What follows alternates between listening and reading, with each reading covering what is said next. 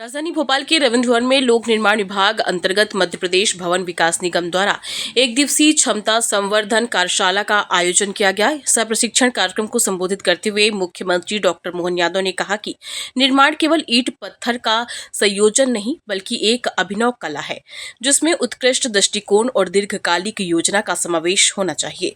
उन्होंने स्पष्ट किया कि बदलते समय की आवश्यकताओं के अनुरूप हर निर्माण कार्य में कॉन्सेप्चुअल और क्वालिटेटिव अप्रोच अनिवार्य रूप से दिखाई देना चाहिए और गुणवत्ता से किसी भी स्तर पर समझौता नहीं किया जा सकता। मुख्यमंत्री के तकनीकी अधिकारियों, वरिष्ठ एवं कनिष्ठ अभियंताओं से कहा कि प्रदेश के विकास के लिए पूरी क्षमता और दक्षता के साथ कार्य करना होगा। नई तकनीकों और नवाचारों के अनुरूप स्वयं को लगातार अद्यतन रखना आवश्यक है। उन्होंने कहा कि ऐसी कार्यशालाएं अभियंताओं की स्किल्स को रिफ्रेश करती हैं, जड़ता से बचाती हैं, उन्हें नई ऊर्जा देती हैं। मुख्यमंत्री ने निर्माण कार्यों में पारदर्शिता, दीर्घकालिक दृष्टि और नवाचार को प्राथमिकता देने पर जोर देते हुए बताया कि प्रधानमंत्री नरेंद्र मोदी के मार्गदर्शन में पीएम गति शक्ति योजना के माध्यम से विभाग नवाचारों को जमीन पर उतार रहा है। लोक निर्माण मंत्री राकेश सिंह ने कहा कि यह कार्यक्रम केवल प्रशिक्षण नहीं बल्कि विभाग की निरंतर सुधार यात्रा का प्रतीक है, जहां नई सोच, नई प्रणाली और उच्च गुणवत्ता के साथ विभाग आगे बढ़ रहा है। वैसे तो हमको मालूम है, उसका ध्यान बताने की जरूरत नहीं। अब बचा क्या, वायु तो है ही, बिना पृथ्वी के हम सब ठंड गर्मी बरसात भूल जाएंगे। वायु पे पृथ्वी का एहसास तो उनके कारण से ही है, और आकाश में तो पृथ्वी घूम ही रही है। तो ये हमारे लिए पांचों तत्व एक तत्व के अंदर आ गए और क्रमशः ऐसी सारी चीजों के लिए है। लेकिन इन सारी बातों के साथ करते करते हम सब जो मन, बुद्धि और अहंकार, ये विभाग की कार्यशाला यहाँ से चालू हो रही है।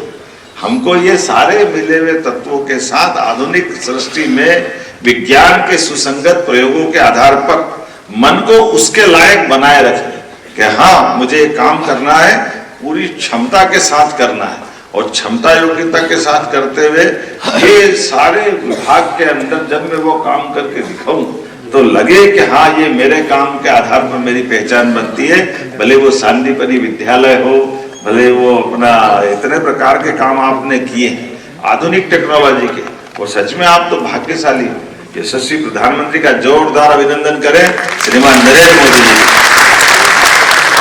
जिनके माध्यम से भास्कराचार्य के आधार पर आपने खुद ने पिछली बार भी और आज भी आपने कोट किया कि हमारा एक पैसा नहीं लगा और हमको मार्गदर्शन पूरा मिल गया। लेकिन मार्गदर्शन मिलने और लाने देने में भास्कराचार्य के पीछे कोई विक्रमादित्य भी तो है कि नहीं?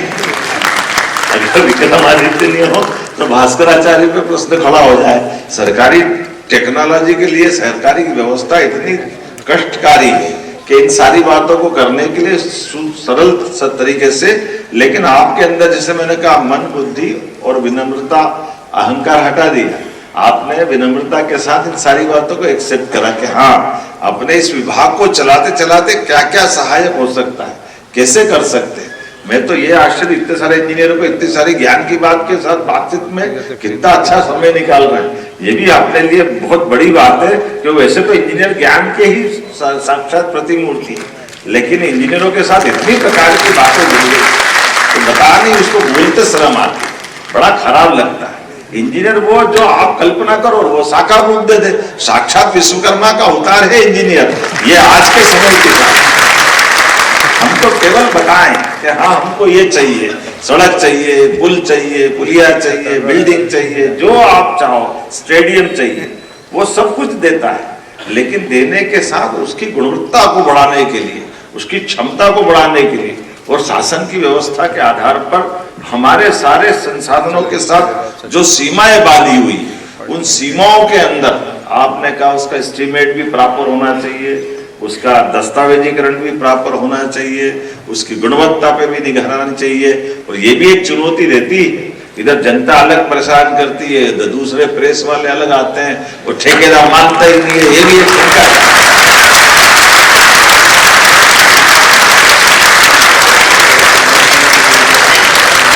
ये सारी चुनौती है और उस चुनौती में अभी जनप्रतिनिधि को खड़ा ही नहीं करा मैंने।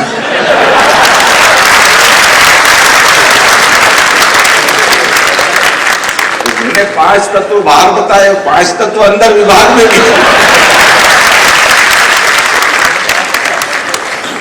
अभी इसी में से हमको रास्ता भी निकालना है। लेकिन इसके साथ आपने तमाम प्रकार के कितने प्रकार के एमओयू किए।